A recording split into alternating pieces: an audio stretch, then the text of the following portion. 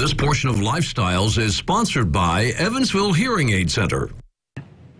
Well, the big news recently has been the release of over-the-counter hearing aids to the public.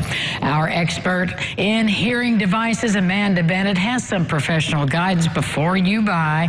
Good morning, dear. Hello, how are you?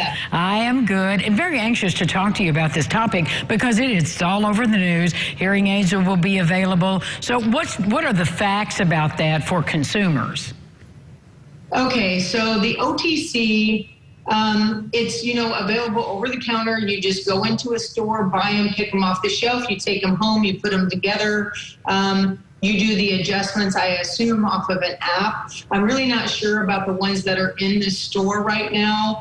As far as warranty, they're not programmed to your specific hearing loss, so I'm not sure exactly how it's going to work as far as it's programmed just to a general hearing loss. So it's very hard to fit somebody like that because me and you can actually have the exact same hearing loss, but our hearing aids be programmed totally different because we hear with our brains, not with our ears. So my brain perceives sounds totally different than your brain. So everybody wants sound different. So it's going to be very hard. And I just want to alert people before you go in, it's still best to come in, have a hearing test. It's free.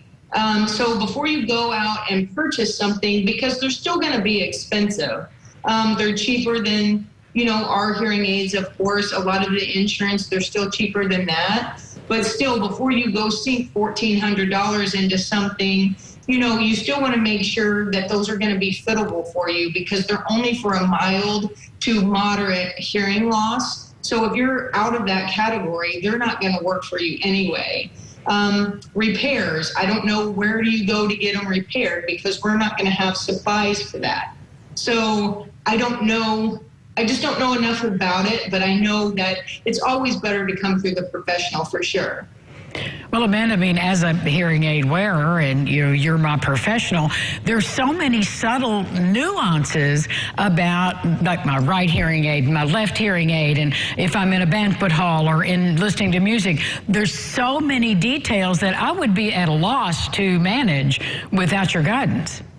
Right. That's what I'm saying is like, even if you have a little bit of adjustment, I bet I've had, 20 to 30 calls just, in the past week, needing help with their app, getting things connected or reconnected because something's happened with the phone that's kicked them off, an update comes through. So if you don't know how to do that, it's going to be very hard to navigate through the unpairing, repairing without anybody's help. Just reading a book, sometimes that gets kind of hard to try to figure out what you're doing and where to go.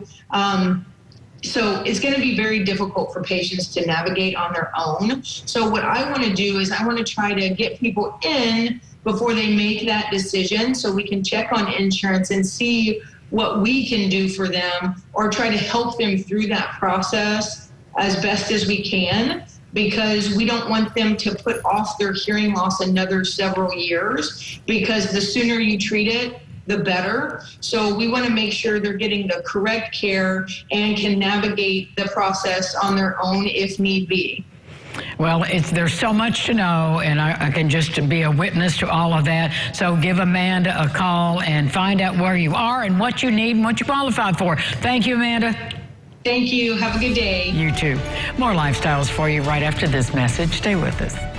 This portion of Lifestyles is sponsored by Evansville Hearing Aid Center.